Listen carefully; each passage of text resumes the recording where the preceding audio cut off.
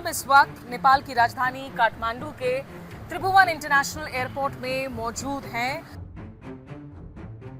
हम सफर करेंगे रसवा इलाके की ओर जो सबसे ज्यादा प्रभावित हुआ है कल भोटे-कोशी नदी में आए हुए अचानक से बाढ़ की वजह से।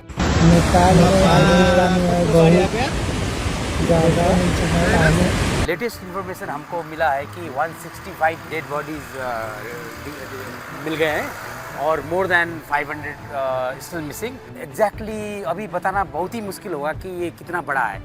अभी तक लग रहा है कि ये तो थाउजेंड्स में जा सकता है।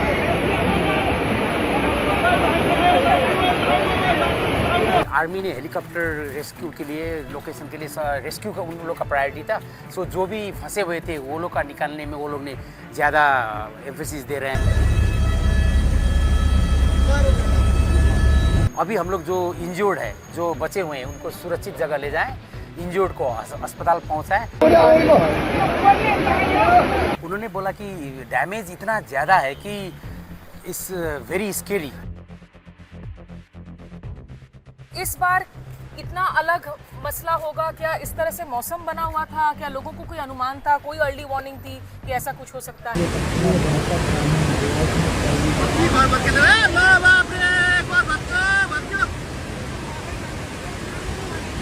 टिबेटन साइड में भी बहुत कैजुअलिटीज हुए हैं। क्या ग्लोफ फिनोमेना है? क्या एक लैंडस्लाइड है? भूस्खलन हुआ है?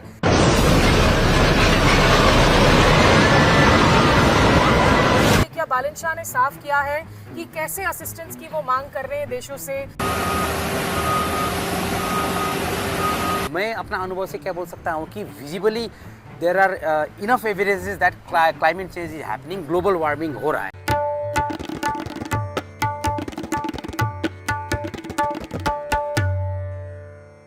हम इस वक्त नेपाल की राजधानी काठमांडू के त्रिभुवन इंटरनेशनल एयरपोर्ट में मौजूद हैं और यहाँ से हम आपके लिए ग्राउंड रिपोर्ट्स लेकर आने वाले हैं।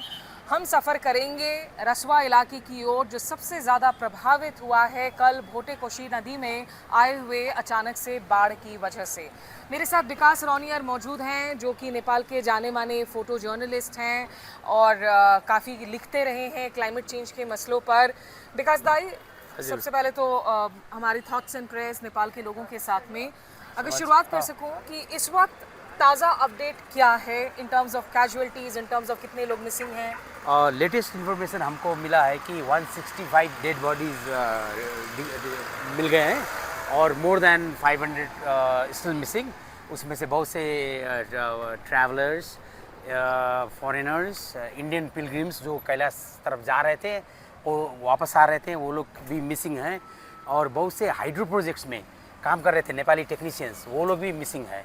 और कस्टम्स में जहाँ काम कर रहे थे वहाँ भी बहुत ही ख़राब फ्लड्स ने किया है। सो एग्जैक्टली अभी बताना बहुत ही मुश्किल होगा कि ये कितना बड़ा है।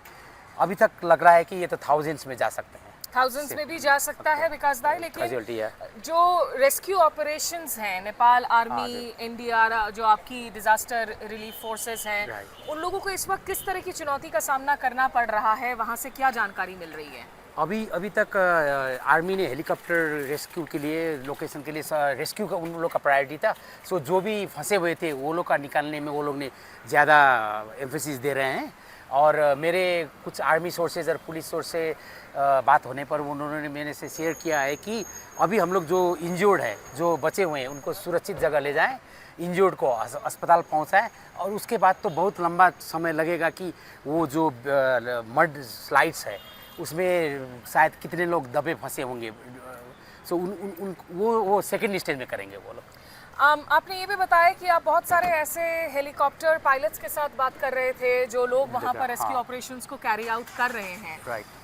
कल हमने देखा था कि जो तिरुशिल एरिया में हेलीकॉप्टर्स पहुंचने की कोशिश कर रही थी लेकिन उनको वापस आना पड़ रहा था क्योंकि वहाँ लैंड करने की जगह नहीं थी। क्या जानकारियाँ दी हैं उन लोगों ने आपको?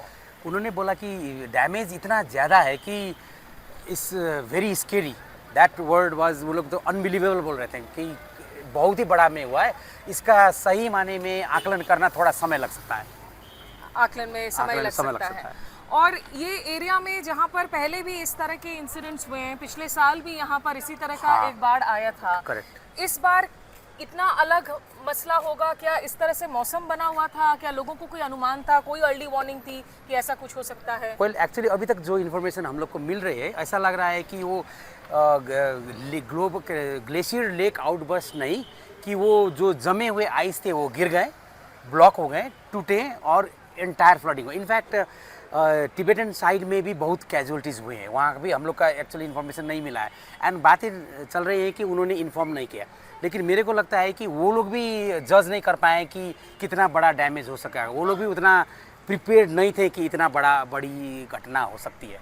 देखिए, ये कल से जो है लगातार लोग समझने की कोशिश कर रहे हैं कि आखिर हुआ क्या। जब हम क्लाइमेट चेंज की बात करते हैं, इस तरह के फिनोमेना की बात करते हैं, किसी ने कहा कि ये एक क्या ग्लोफ फिनोमेना है, क्या एक लैंडस्लाइड है, भूस्खलन हुआ है, क्या यहाँ पर भूकंप के झटके आए हैं, क्या भूकंप के झटकों की वजह से ये ग्लेशियर टूटा है। लेकिन अब ऐसा लग रहा है कि पहले ग्लेशियर का हिस्सा टूटता है, एक बड़ा आइस ब्लॉक टूटता है, जिसकी वजह से भूकंप के झटके महसूस किए जाते हैं, और उसके बाद फिर इस तरह का हालत बनता है। राइट। एक्चुअली वो जो आइस गिरे उसके वजह से वो अर्थक्वेक जैसा फील हुआ। अर्थक्वेक नहीं हुआ था, वो आइस इतना बड़ा ब्लॉक गिरा कि उससे वो थोड़ा ज़मीन का अर्थक्वेक जैसा इफेक्ट हुआ। इनफैक्ट मैं रिकॉल करना चाहता हूँ, मैं 2011 में क्लाइमेट चेंज ट्रिप में मनांग गया था और ग्लेशियर की हम लोग ट्रिप किए थे। उस समय मैंने बहुत से एक एग्जांपल देता हूँ, मनांग का एक ठुलागी ग्लेशियर है जिसे इसी मोड ने भी बहुत डेंजरस बोला है। उसमें हमने तस्वीर लिया था एरियल शॉट से, उसमें क्लियरली दिख रहे हैं कि जो ग्लेशियर लेक है उसका लेवल ऊपर जा रहा है, मतलब जो आइस है वो पिघल कर जा रहा है। सो मैं अपना अनुभव से क्या बोल सकता हूँ कि visibly there are enough evidences that climate change is happening, global warming हो रहा है, और इसकी वजह से हिमालय के जो आइस मेल्ट हो रहे हैं, इससे डेफिनेटली लोअर में जो भी हैं, नेपाल, इंडिया, बांग्लादेश, सबको इम्पैक्ट पड़ेगा। तो साउथ एशिया में भले ही हमारी सीमाएं हम लोगों को तोड़ती हैं, लेकिन क्लाइमेट चेंज से जुड़ी हुई जो तमाम चुनौतियां हैं वो आज कहीं ना कहीं एक फैक्टर बन गई है, जिस पर सारे मुल्कों को अपने मतभेदों को दूर रखकर बात करने की बेहद ज़रूरत है। आखिरी सवाल विकास भाई आपसे जानना चाहूँगी, भारत की तरफ से कल 10 टन ह्यूमैनिटेरियन असिस्टेंस पहला ट्रांच पहुँचा है यहाँ पर। इस वक्त किस तरह की असिस्टेंस की ज़रूरत होगी? क्या बालन शाह ने साफ किया है कि कैसे असिस्टेंस की वो मांग कर रहे हैं देशों से? क्या किसी देशों की जो सेना की टुकड़ियां हैं वो भी ऑन ग्राउंड आएंगी मदद करने के लिए? अभी तक तो आई think they need logistical supports, specially जो सर्वाइव कर गए हैं उन लोग को रखने के लिए टेंट्स वगैरह, मे बी फूड, पानी, इसका ज़रूरत है। और रिकवरी के लिए भी whatever manpower, I think अभी तो नेपाल आर्मी और आर्म्ड पुलिस फोर्स और सिविल पुलिस ने बहुत अच्छे काम कर रहे हैं। I think they are doing very well, but then of course जितना भी सपोर्ट हम लोग को मिल सकता है बाहर से वो तो आएगा तो आसानी होगा। I think as a Nepali I am very grateful to Indian government for donating, immediately sending 10 ton of relief materials. ठीक है, तो चलिए विकास रॉनियर जो क्लाइमेट चेंज को कवर करते रहे, हमने कहा इनसे एक जल्द से बातचीत आपको सुना दे, क्योंकि यहाँ से आगे जब हम प्रभावित क्षेत्र के नज़दीक जाएंगे हो सकता है वहाँ इंटरनेट कनेक्शन में हमें दिक्कत आए, लेकिन हमारी कोशिश रहेगी कि हम आप लोगों तक लगातार अपडेट्स और एक्सक्लूसिव रिपोर्ट्स, नेपाल की जो स्थानीय आवाज़ हैं वो आप लोगों तक पहुंचा सके। तो आप हमारे तमाम ग्राउंड रिपोर्ट्स को देख सकते हैं द रेड माइक पर, और मेरे YouTube channel Smita Sharma journalist पर भी। सहयोगी मेहरबान के साथ मैं स्मिता शर्मा, काठमांडू के त्रिभुवन इंटरनेशनल एयरपोर्ट से। नमस्कार, आदाब। नमस्ते।